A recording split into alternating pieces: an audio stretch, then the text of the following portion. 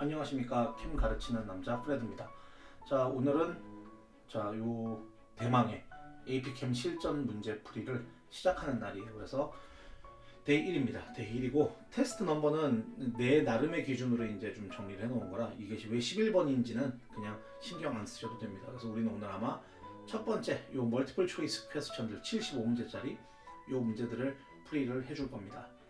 자, 총 우리는 데이 25까지 25개의 테스트 플러스 알파 이렇게 테스트가 준비되어 있다라고 생각을 하면 되고 한 주에 5개씩의 테스트 풀이가 올라올 겁니다.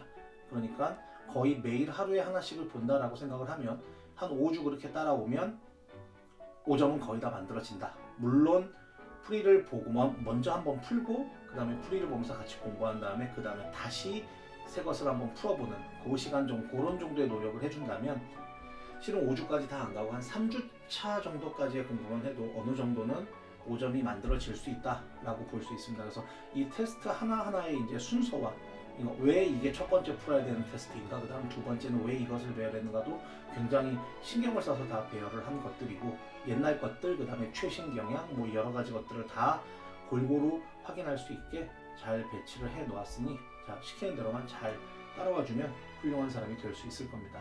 자, 그러면 데이 1 MCQ 문제풀이 시작하죠. 자, 우리는 총 75문제짜리 시험을 다 풀어주지 않습니다. 한 절반 혹은 그 이하 꼭 해야 될 것들만 하고 지나가면 돼요. 우리가 보통 하나의 이 수업을 1시간 반에서 맥스 2시간 안쪽으로 이제 풀이를 생각을 하고 있는데 그렇게 생각을 해보면 75문제를 다 푸는 건 물리적으로 당연히 불가능합니다. 뭐 답만 불러주고 지나갈 수는 없으니까. 자, 그래서 요 문제들을 꼭 이제 먼저 내가 한번 쭉 보고 요 문제들은 꼭 풀어줘야겠다라고 생각하는 문제들을 먼저 선정을 해놓고 그것들을 풀어주는 것을 할 거예요. 혹시 내가 풀어주는 것들 말고 다른 것들의 질문이 있다면 역시 홈페이지에 올라와 있는 해설을 확인을 하면 아마 거기에는 모든 문제들의 풀이들이 다 있을 겁니다. 그걸 보고 만약에 질문이 있다면 또 이제 질문을 따로 뭐 이메일로 보내거나 하면 충분히 잘 정리해서 답을 또 드리도록 할게요. 자, 우선 요 파트 A. 자, 지금은 파트 A, 파트 B. 자, 여기 보면 파트 A가 있고 그 다음에 파트 A가 조금 이어지다가 바로 한 15분 정도부터 파트 B라고 이제 써 있는 부분들이 보일 거예요. 그런데 지금은 이렇게 파트가 마땅히 분리되어 있지 않습니다.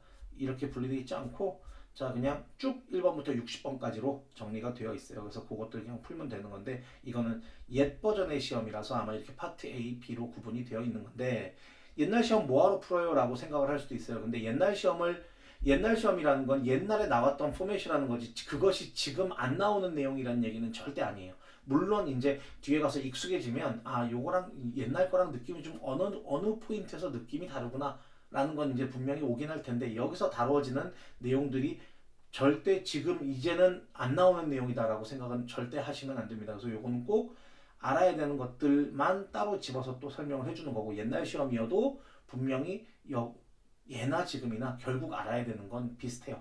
그래서 별 차이 없습니다. 자, 꼭 알아야 되는 내용들, 꼭 확인하고 지나가야 되는 것들, 쉬운 거라도 이거는 꼭 확인을 하고 지나가야 된다 싶으면 문제를 풀어줄 겁니다. 자, 2번 보세요. 자, 2번도 의외로 쉬운 문제는 아닌 게 자, 여기서 우린 이 생각을 합니다. Only one electron인데 highest occupied energy sublevel이라고 돼 있으면 가장 아우러의 쉘에 있는 일렉트론이 하나인 만약에 예를 들면 1A 그룹 포테슘 같은 아이를 떠올릴 수 있어요. 그치? 자, 그럼 포테슘이야. 그럼 자, 이게 일렉트론 컨피그레이션 써봐. 그럼 1s2, 2s2, 2p6, 3s2, 3털리네. 3s2, 3p, 6, 4s1 이렇게 쓰고 끝납니다. 그러니까 자, 쭉 이어지다 보면 마지막 4s의 일렉트론이 하나 있는 거 아니냐? 그러니까 나는 이 1A 그룹을 찾아봐야겠다. 자, 보기에 이게 있으면 바로 고르고 지나가면 되는 건데 안타깝게도 보기에 없어요. 1A 그룹이. 그렇죠? 그럼 뭐 누굴 찾아야 되는 거야? 라고 할 때 자, 피리어드 테이블을 보면 자, 1A 그룹도 물론 마찬가지지만 이런 애들도 마찬가지지만 얘네들도 역시 해당되는 애들이죠. 자, 스칸디움 생각을 해보면 자, 4S에 2개 들어가고 3D에 하나 들어가니까 자, 마지막 레벨의 일렉트론이 하나 있는 애일 거고 자, 여기 있는 애들도 역시 마찬가지겠죠. 그렇죠? 여기 4s2, 3d 10까지 한 다음에 4p1 끝나는 게 갈륨이고 그런 애들 5p1으로 끝나는 게 인듐이니까 갈륨, 인듐 역시 답이 될 수 있는 아이입니다. 자, 그러니까 찾아보면 갈륨력이 떡 있죠. 그렇죠? 그래서 답이 C가 됩니다. 자, 이 문제들 빼고는 뭐 요런 정도는 당연히 다 할 수 있을 것이라 믿어 의심치 않으면서 2번만 풀어주고 지나갑니다. 자, 그 다음에 다음 페이지로 가보죠. 다음 페이지로 가보면 6번, 7번 굉장히 까다로운 문제. 저걸 우리가 어떻게 과연 알 수 있을 것인가? 요거 되게 애매한 부분이고 실제로 컬러에 관련된 그 다음에 솔루빌리티에 관련된 얘기들을 물어볼 때 아이들이 굉장히 고통스러워요. 왜냐면 이걸 내가 다 도대체 어떻게 알아? 보통 애들이 이렇게 생각을 한단 말이지. 자, PbSO4가 워러 솔루블인지 인솔루블인지를 내가 어떻게 압니까? 알 수 없어요. 그거 뭐 굉장히 많은 실험을 해본 사람이라면 당연히 실험을 통해서 이런저런 여러 가지 프리스피테이트를 만들어 본 경험이 있으면 우리가 이상적인 상황으로 생각을 해보면 그런 상황이면 가능할 수도 있을 텐데 우리는 그런 아이들이 거의 없다는 걸 알죠. 없습니다. 그럼 이런 경우는 어떻게 해야 됩니까? 중요한 것만 먼저 외우고 지나가는 게 맞다. 자, 근데 퍼플이다, AQ 솔루션에서 퍼플이다라고 얘기를 했을 때 요게 바로 보였으면 캠을 좀 공부한 애다. 왜냐면 MnO4- 자, 얘 이름 뭐죠? 펄맹가니스죠. 그렇죠? 이 펄맹가니스는 물에 들어가 있으면 얘가 물에 들어가 있으면 얘가 퍼플 바이올렛 요거라는 거 센스 있게 왜냐면 너무 많이 나오거든. 실험하다 보면 N아이언 중에서 컬러가 있는 N아이언 물에 들어갔을 때 캐라이언 말고 N아이언 중에서 컬러가 그것도 굉장히 이렇게 진한 퍼플색에 있는 아이언 애들이 별로 없어요. 그래서 얘는 굉장히 여러저러 실험들에 많이 쓰이는 애예요. 많이 쓰이는 애라서 요 정도는 실은 외우고 있었어도 된다. 그래서 답은 C라고 고를 수 있었으면 되는 거고 자, Y시면서 very soluble하다. 물에 굉장히 잘 녹는다라고 이야기를 할 때 적어도 선생님 요거 D일 것 같은데요 라는 센스가 왔어야 돼. 왜냐면 K 플러스나 NA 플러스나 이런 1A의 플러스를 가지는 salt는 다 perfectly water soluble입니다. 자, 말 나온 김에 이것을 달고 있다. 이것만 달고 있으면 무조건 water soluble이라고 말할 수 있는 아이들이 몇 개가 있는데 이거는 그냥 지금 보고 지금 외워서 오늘 손바닥에 적어서 기억해 놓으면 되겠어요. 자, 누가 있습니까? 방금 얘기했던 1A의 캐라이언 달고 있으면 뭐든 뒤에 어떤 N아이언이 붙어있던 이 아이오닉 컴파운드는 물에 넣으면 무조건 스르륵 잘 녹는다는 거지. 자, 1A랑 그 다음 또 뭐 있죠? 암모늄 NH4 플러스 가지고 있으면 무조건 perfectly water soluble이에요. 그 다음에 N아이언 중에는 뭐가 있죠? 자, 캐라이언 2개, N아이언 2개 이야기해 줄 건데 N아이언 얘 이름 뭐죠? 나이트레이트죠. 그쵸? 나이트레이트 알고 있으면 당연히 water soluble이다. 그 다음에 요거까지 알아두면 굉장히 훌륭한 학생이다. C2H3O2- 에스테이트. 이렇게 네 가지를 가지고 있는 아이들은 네 가지 중에 하나라도 가지고 있는 아이들이라면 나머지 파트너가 누구건 간에 만약에 예를 들면 NO3-를 가지고 있는 어떤 뭐 PbNO3-2 뭐 이런 거 있잖아. PB가 아니어도 돼. 어떤 놈에도 상관없어. 그냥 뭐 어떤 캐라이언이 붙어있던 뒤가 NO3-로 끝난다면 얘는 뒤도 안 보고 그냥 워터 솔루블이라고 생각을 해도 된다는 거지. 오늘 모든 수업들에서 딴 거 다 까먹어도 이것만 기억을 해도 오늘 남는 장사 하는 거다. 요 네 개. 1A의 캐라이언, 암모늄, 나이트레이트, 에스테이트 이것들을 가지고 있다면 나머지 다 이 캐라이언의 파트너가 누군지 이 N아이언의 파트너가 누군지 상관없이 완전 워터 솔루블이라는 거지. 그러니까 그 관점으로 보면 당연히 얘네 둘은 워터 솔루블이겠네 라는 생각이 들었어야 되는 거다. 왜? K 플러스를 가지고 있으니까. 근데 얘가 Y신지는 어떻게 알아? 얘가 Y신지 어떻게 알아? 일반적으로 그냥 평소에 보던 우리가 1A 1번부터 20번까지 혹은 1A, 2A, 7A 이 아이들하고 달라붙은 아이오닉 컴파운드들은 컬러가 없으면 대부분 다 Y십니다. 그래서 이런 경우는 실은 찍어야 돼요. 뭐 어쩔 수 없어요. 우리가 모든 종류의 아이들의 색깔들을 다 알지 못한다. 우리가 PbSO4가 Y신지 얘 Y시거든. 자, CO 는 카퍼가 억사이드가 된 거라 얘는 블랙입니다. 얘는 블랙이고 자, 요 FeCl3는 무슨 색깔인가? 옐로우에 이걸 어떻게 알아? 옐로우고 워터 솔루블이다 라는 이야기들을 우리가 다 어떻게 하나하나 다 압니까? 지금 너희가 이 문제에서 확실하게 알고 지나가야 되는 거라고 한다면 딱 이것만 집어줄게. MnO4- 들어있는 애들은 다 퍼플 바이올렛이고 물에 들어가면 당연히. 그리고 얘는 보통 이 MnO4-는 K 플러스랑 같이 가서 포테슘, 펄맹게네, 얘가 그냥 하나의 덩어리인 경우가 굉장히 대부분이에요. 그리고 얘가 물에 들어가면 K 플러스는 색깔이 없기 때문에 이 MnO4- 때문에 바이올렛 색깔이 나오는 거다 라고 이해하면 되고, 그 다음에 요 1A, 그 다음에 암모니움, 그 다음에 나이트레이트, 에스테이트, 얘네들을 달고 있는 아이들은 무조건 perfectly water soluble이다 라는 것만 기억을 하고 지나가면 되고, 나머지는 그냥 덤으로 뭐 알면 좋고 아니면 어쩔 수 없고. 카퍼는 브라운색이지만 카퍼가 악사이드가 되면 검게 됩니다. 그래서 시꺼매져요. 막 카퍼 와이어를 막 이렇게 플레임에다가 넣고 태우면 시꺼매져. 그래서 블랙이야. 그게 카퍼 악사이드거든. 이런 상식이 있으면 좋은데 없으면 뭐 하나씩 그냥 나올 때마다 외우고 치우면 된다라는 느낌으로 그냥 접근하면 돼요. 처음부터 이 모든 아이들의 컬러, 솔루빌리티 이런 것들을 워터 솔루블인지 인솔루블인지를 굳이 다 알아야 된다고 얘기하지 않아요. 이 정도만 확인하고 지나가면 되겠다. 이 부분에서는. 그 다음에 자 밑에 이제 11번, 요 11번부터 14번으로 갈 건데, 자 우선 여기서 가장 문제가 되는 단어는 요거예요. Coordination Complex. 저 뭔데? 만약에 이 단어를 한 번도 본 적이 없다면 우리 좀 시간이 걸리는 얘기를 해야 되는 상황인 거고, 만약에 리간드 혹은 라이간드라고 부르는 이 컴플렉스 아이언이 만들어지는 이 리액션을 어디서 본 적이 있다면 아, AP 공부 좀 하네구나 라고 생각을 할 수 있어요. 자 여기서 답은 당연히 이 12번의 답은 2입니다. 이게 뭐냐면 자 PTCl4라는 아이, PT에 이미 CL-죠 정확히 말하면. 자 CL-가 이미 4개가 달라붙어 있어. 이렇게 달라붙어져 있는 이게 요렇게 루이스 얘가 지금 롬페어를 가지고 요 PT 아이언 주위에 이렇게 달라붙은 거거든. 이 아이들을 우리는 리간드라고 불러요. 지금 PT 아이언 주위에 이 PT 캐라이언 주위에 리간드 4개가 지금 달라붙은 건데 여기에 CL-가 2개가 와서 더 달라붙은 거야. 그래서 얘가 토탈 2- 찰지를 가지게 되는 거지. 이런 상황이 지금 만들어진 거고, 지금 이렇게 해서 만들어진 아이언들을 우리는 컴플렉스 아이언이라고 이야기를 하고, 여기서 요 본드, 지금 요 롬페어를 가지고 달라붙은 요 본드를 우리는 뭐라고 부르냐? 요거 코베일런 본드의 타입 배울 때 코오디네이트 코베일런 본드라고 부르고, 자 에시드 베이스 티어리에서는 이 롬페어를 가지고 달려드는 애를 루이스 베이스라고 불렀고, 일렉트론 페어를 억셉트하는 이놈을 루이스 애시드라고 불렀죠. 실은 여러 가지 챕터들에서 한 번씩 다 건드려지는 이야기라 실은 이 이야기를 처음부터 끝까지 다 하기에는 좀 약간 시간이 좀 한 요거 가지고만 한 20분 정도 설명하고 네이밍하는 법도 해야 되는데, 역시 이게 좀 실전 문제 풀이다 보니 좀 하나하나 다 하긴 좀 곤란한 부분이 있고, 자 요 어찌됐건 요 놈의 차지까지를 이제 우리가 확인할 수 있으면 되는데, 봐봐.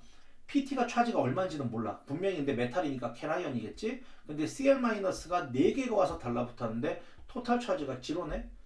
그러면 자, 이 플래티넘의 차지는 얼마라고 생각을 해야겠니? 요 플래티넘 아이언의 차지는 플러스 4라고 생각을 해야 되는 게 맞겠지? 그쵸? 그렇습니다. 그렇게 얘기할 수 있고, 자 그러면 자 네이밍 한 번만 살짝 하고 지나가자. 이 PTCl62- 저 아이언, 저 컴플렉스 아이언의 이름은 뭘까요?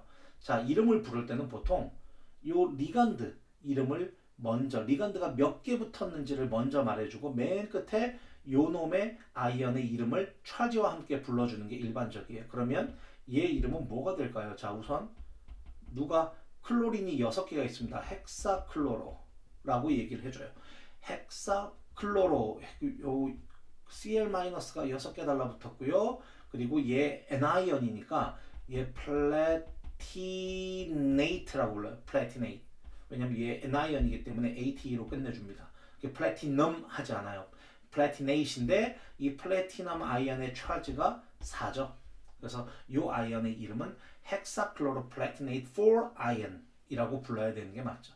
혹은 얘는 N아이언이니까 아이언이라는 말은 뭐 생략을 해도 별 상관은 없을 거고, 얘 이름이 이래. 자 근데 이거를 자 지금 설명해 줬으니까 아 이렇게 됐구나라고 해서 다음에 이런 비슷한 문제가 나오면 바로 풀 수 있냐? 그건 아니야. 그러니까 아마 이렇게 부르는 거구나. 아 요놈의 이름을 부를 때는 이 서라운딩에 달라붙는 이 리간드들이 몇 개가 있는지 개수하고 이름을 말해주고 그 다음에 요 캐라이언의 캐라이언의 이름을 charge와 함께 말을 해줘야 된다라는 거. 특히 요 캐라이언의 charge가 플러스 4라는 거. 자, 여기 왜 마이너스인데 플러스 4라고 써요? 라고 얘기하면 안 돼요. 저거는 요 플래티넘 아이언의 charge 플러스 4를 말하는 거니까.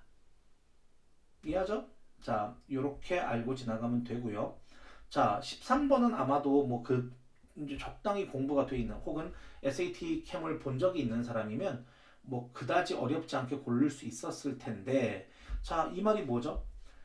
옥시데이션도 하고 리덕션도 하는 놈은 누구죠? 어떤 똑같은 리액턴트에 있던 어떤 엘리먼트가 옥시데이션도 하고 리덕션도 하는 그런 케이스가 어디 있나요? 라고 물어보는 건데, 자, 이거는 답을 뭐라고 해야 될까요? 이거는 자 C인 거죠. 자, C에서 누가 그럴까요? Br. 자, C에서 리액턴트는 Br, 옥시전, 하이드로진이에요. 그런데 Br은 여기서는 0인데 여기서 마이너스 1. 자, 여기서는 얼마예요? 자, 옥시전은 여기서 마이너스 2니까 Br은 플러스 5가 되죠. 아, 그러면 BR 중에 일부는 정확히 말하면 BR 에럼, 자, BR2가 3개 있으니까 6개의 BR 에럼이 있었는데 그 중에 5개는 옥시데이션 넘버가 0에서 마이너스 1로 1만큼 줄어들었으니까 5개는 리듀스가 된 거고, 그렇죠? 그런데 하나는 옥시데이션 넘버가 0에서 플러스 5로 옥시데이션 넘버가 5만큼 인크리징한 옥시다이즈가 된 거죠. 그러니까 BR 에럼 6개 중에서 5개는 리듀스가 됐고 하나는 옥시다이즈가 되었구나 라고 얘기할 수 있는 거고, 그래서 답이 C가 됩니다. 이해하죠? 자, 요렇게 넘어가고요. 그 다음 페이지에서는 어떤 거를 풀어봐야 되냐. 자, 요거 16번 한번 보고 지나가죠. 16번. 자, 16번에서 이건 기본적으로 그래프나 표가 나오면 웬만하면 뭐 간단하게든 길게든 뭐 확인을 하고 지나가는 게 맞다라고 보는 게, 우선은 그래프나 표에 대한 해석을 너무 못한다는 거지 일반적으로 아이들이. 그래서 이 부분들은 한 번씩은 꼭 보고 지나갈 겁니다.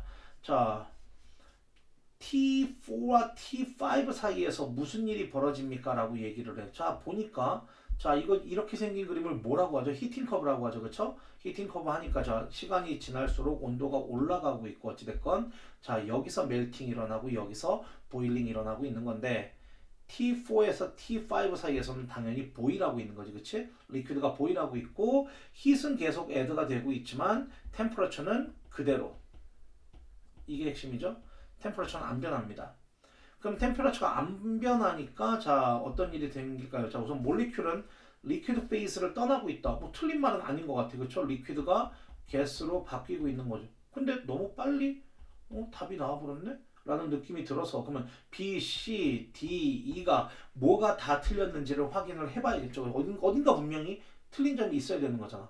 자, B에서는 솔리드하고 리퀴드라고 되어 있는데 솔리드가 아니라 리퀴드하고 가스죠. 그렇죠? 그래서 틀린 거고, 베이퍼 프레셔는 오직 디펜던트합니다. 뭐랑만? 템퍼러처랑만. 그러니까 decreasing이 아니라 remain the same이죠. 그렇죠?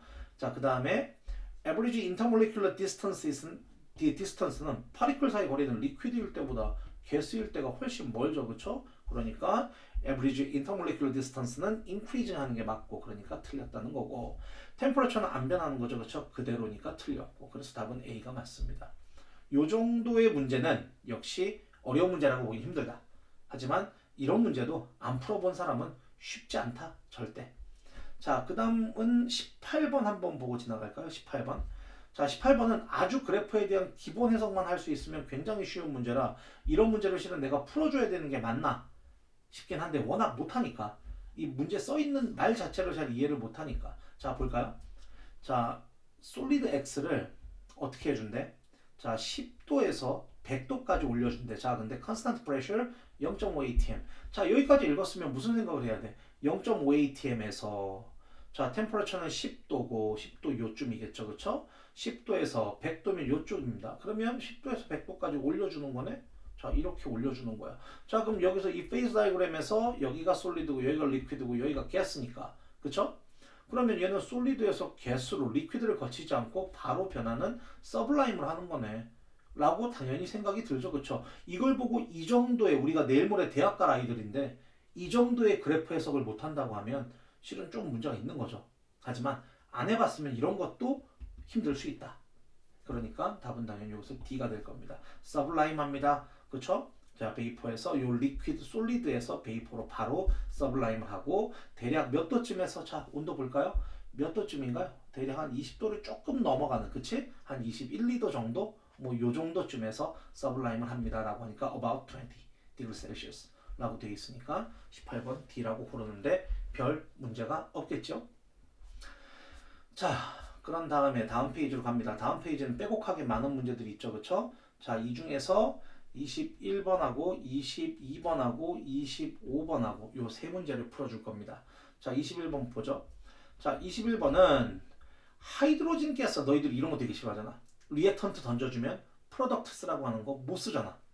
프로덕트를 못 씁니다. 그래서 어떤 프로덕트가 만들어지는지를 제가 어떻게 알아요? 보통 이제 이러는 상황들이 되게 많죠. 그쵸? 자, 우선은 하이드로진 가스가 만들어진다라고 이야기하면 제일 먼저 뭐가 떠올라야 되는 거냐면 자, 2번 같은 케이스가 떠올라야 돼. 메럴하고 애시드가 리액트를 하면 싱글 리플레이스먼트 리액션을 하면서 하이드로진 가스가 생깁니다. 이건 굉장히 센스예요. 자, 가스가 만들어지는 또 다른 흔한 케이스. 카보네이트이 애시드를 만나면 CO2 가스가 만들어집니다. 이 정도도 실은 머릿속에 안 들어가 있고 지금 2달 남았다? AP 시험 보기? 그럼 진짜 좀 약간 곤란한 부분이 약간 있다는 거. 하지만 뭐 지금부터라도 알고 지나가면 되지. 자, 그러면 징크랑 HCl이 리액트를 하면 GnCl2로 물이 돼서 녹습니다. 이건 물론 얘가 aqueous고 얘가 솔리드죠. 그렇죠? 그러면서 하이드로진 가스가 나오고 밸런싱은 해주고. 자, 이렇게 쓰면 자, 하이드로진 가스가 만들어진다라고 얘기하면 당연히 2번 케이스는 당연히 골라 써야 되는 게 맞고, 그러니까 2번이 없는 것들은 답이 아니라는 이야기죠. 그렇죠? 이렇게 하나씩 지워나가는 습관 되게 좋은데. 그래서 항상 이렇게 아, 얘는 꼭 확실히 맞으니까 이렇게 하면 벌써 A하고 C 두 개가 지워지니까 B, D, E 중에 하나 찍을 수 있는 거죠. 얼마나 좋아. 자, 그 다음에 자, 카보네이트 여기 있네요. 자, 혹시 얘 이름 어떻게 부르는지. NaHCO3. 소디움 바이카보네이트죠. 그렇죠? 요 HCO3가 마이너스 1 처지고 얘 이름이 바이카본 BI 바이카보네이트입니다. 자, 이 카보네이트 바이카보네이트도 그냥 카보네이트니까 방금 여기 적어준 것처럼 카보네이트 애시드를 만나면 어떻게 된다? CO2 가스가 만들어진다. 당연히 쓸 수 있지. 그치? 야, 여기서는 CO2가 나오겠구나 라고 심플리 생각할 수 있습니다. 그러니까 3번은 들어가면 안 되죠. 3번이 들어있으면 답이 아니니까 2번 답이 될 수 없고요. 그쵸? 투온리냐 원앤 투온리냐 이것만 알고 지나가면 될 텐데, 자, 암모니아랑 HCl이랑 리액트를 하면 어떻게 될까요? 이거 NH4Cl 만들어. 만약에 이게 aqueous가 아니라면 그냥 NH4Cl 솔리드가 만들어지고 끝납니다. 근데 이건 지금 aqueous니까 얘도 aqueous니까 그냥 NH4Cl aqueous가 되고 NH4 플러스랑 Cl 마이너스로 그냥 뜯어집니다. 하이드로진 가스는 어디에도 안 나오죠? 자, 1번 안 나옵니다. 그래서 요 1번도 지워줘야 되고, 그러니까 답은 투온리가 되는 거죠. 그러니까 이런 류의 문제를 풀려면 생각보다 많은 배경 지식들이 머릿속에 들어있어야 풀어진다. 쉬운 문제 아니에요. 이거 절대. 이게 자연스럽게 지금 내가 쓴 것처럼 뿅뿅뿅 이렇게 다 나오려면 캠 공부를 꽤 많이 했었어야 되고 한 것들이 머리에 꽤 많이 남아있어야 이게 아마 가능한 이야기일 거다. 그러니까 이거 쉬운 얘기 아닙니다. 그러니까 이런 문제를 틀었다고 너무 이렇게 디프레스하지 말란 얘기지. 그리고 요거는 꼭 기억해둬라. 가스가 만들어진다. CO2 아니면 H2 만들어진 이 가장 대표적인 두 개의 케이스는 좀 외워놔라. 제발. 우리가 이해를 한다고 외워지는 건 절대 아니기 때문에 아, 그렇구나 라고 이해가 되는 것처럼 보이고 그게 머리에 남을 것처럼 기대가 되지만 실은 머리에는 하나도 안 남습니다. 왜냐면 오늘 자고 나면 내일 되면 또 싹 까먹는데, 그러니까 우리가 이걸 표시해놓고 적어놓고 아, 나중에 또 시간 내서 외워야지, 절대 시간 안 나요. 그러니까 공부할 때 외워 치운다라는 마음으로 접근을 해야 하나라도 남는다. 자, 넘어가죠. 자, 요 22번도 굉장히 흔히 나오는 문제 타입이에요. 문제 타입인데, 자, 어떤 리액션을 보고 얘 누가 S든지 베이스인지를 하나하나를 다 리액턴트 프로덕트를 다 집어서 얘기를 해야 되는 문제인데, 자, 우선은 보죠. 이걸 도대체 어쩌라는 거야? 리액턴트가 하나인데? 여기서 이걸 보고서 얘를 아, 암모니아 두 개가 있구나 라고 생각하지 말고 암모니아와 암모니아가 리액트를 하는구나, 이렇게 리액션을 바꿔서 쓸 수 있어야 좀 더 쉽게 보인다. 그러면 자, before after를 한번 칠을 해보세요. 암모니아 하나는 갑자기 암모늄이 됐네. 자, 그러면 NH3가 NH4 플러스가 되려면 H 플러스를 어디서 하나 얻어와야 되는 거지, 그치? 그럼 어디서 얻어오겠어? 오른쪽에 있는 얘한테서 가져오는 거지, 그쵸? 그래서 여기서 요쪽으로 H 플러스 프로톤이 건너가게 됩니다. 그쵸? 그래서 이렇게 브랜스테드 로리 애시드 베이스의 리액션을 프로톤 트랜스퍼 리액션이라고도 얘기하죠. 그쵸? 이 H 플러스를 프로톤이라고 부르는 데피니션은 오직 브랜스테드 로리 데피니션밖에 없다. 어찌됐건 얘는 프로톤 억셉터니까 얘는 베이스죠. 그럼 자, 얘가 베이스면 이 베이스의 컨주게이션 얘는 뭐라고 불러야 돼? 얘는 conjugate acid of 누구? NH3라고 얘기를 해야 됩니다. 자, 얘가 베이스가 되었으니까 당연히 H 플러스를 준 놈은 S일 거고 이 S의 After에 해당되는 자, 얘가 before라면 얘가 After인데 그럼 저 After에 해당되는 저 놈은 뭐라고 얘기를 해야 돼? 저 S의 conjugate base입니다. conjugate base of 누구? NH3라고 얘기를 했어야 되는 거죠. 자, 이렇게 정리를 다 하고 나면 자, 리액턴트 두 개, 프로덕트 두 개가 각각 무엇인지를 다 말할 수 있게 됐고 그러면 다 답은 C가 나온다는 걸 알 수 있죠. 그쵸? 저 NH4 플러스는 무엇입니까? 이 첫 번째 암모니아, 요 NH3의 요 저 베이스의 conjugate acid입니다. 라고 얘기를 할 수 있죠. 그쵸? 그래서 22번 답은 C가 됩니다. 자, 그러고 나면 이제 25번인데 자, 25번은 지금 엔탈피 체인지를 물어보네요. 자, 엔탈피 체인지를 물어보네. 자, 그럼 이거 엔탈피 체인지를 계산하는 방법은 몇 가지가 있을까요? 몇 가지? 세 가지 있습니다. 지금처럼 스탠다드 히트 오브 포메이션이라는 값이 주어져 있는 게 첫 번째 델타 HF 닷 이 각각의 서브스턴스들의 스탠다드 히트 오브 포메이션이 주어져 있을 때 파이널 밸류에서 이니셜 밸류를 빼서 그러니까 프로덕트의 밸류를 다 더한 거에서 이 리액턴트의 밸류들을 다 더한 것을 빼준 값 요것을 구하는 방식 항상 우리가 얘기하는 델타는 언제나 파이널에서 이니셜 빼는 거잖아요 라고 얘기하는 가장 노멀한 방법 이게 첫 번째 방법이고 두 번째는 뭐죠? 헤스스 러 자, 막 이 여러 리액션 몇 개를 주고 이 리액션을 적당히 조합을 해서 내가 원하는 리액션의 델타 H를 구하는 방식. 자, 요로 1번, 2번 그렇고요. 세 번째가 본드 디소시에이션 에너지, 본드 에너지를 이용해서 델타 H를 구하는 방법. 이렇게 세 가지가 있습니다. 지금 이거는 요 문제는 요 셋 중에 가장 흔한 문제인 요 델타 HF 닷을 이용해서 문제를 푸는 방법이고 파이널에서 이니셜 빼면 되는 거죠. 그럼 파이널 얼마죠? 근데 이런 문제도 의외로 실수들을 너무 많이 하니까 항상 식을 똑바로 쓰는 게 중요합니다. C6H6의 밸류는 83에서 뺍니다. 자, C2H2는 얼마예요? 230인데 그런 놈 3마리가 있죠? 자, 이렇게 빼줘야죠. 그쵸? 그럼 830에서 83에서 690을 빼니까 뭐 대략 마이너스 600 얼마 정도 되는 값이 나와야 되는 거니까 답은 당연히 A가 나오겠죠. 굳이 계산기를 안 써도 뭐 근처 비슷한 밸류가 뭐 여러 개가 있는 게 전혀 아니니까. 자, 25번은 이렇게 됩니다.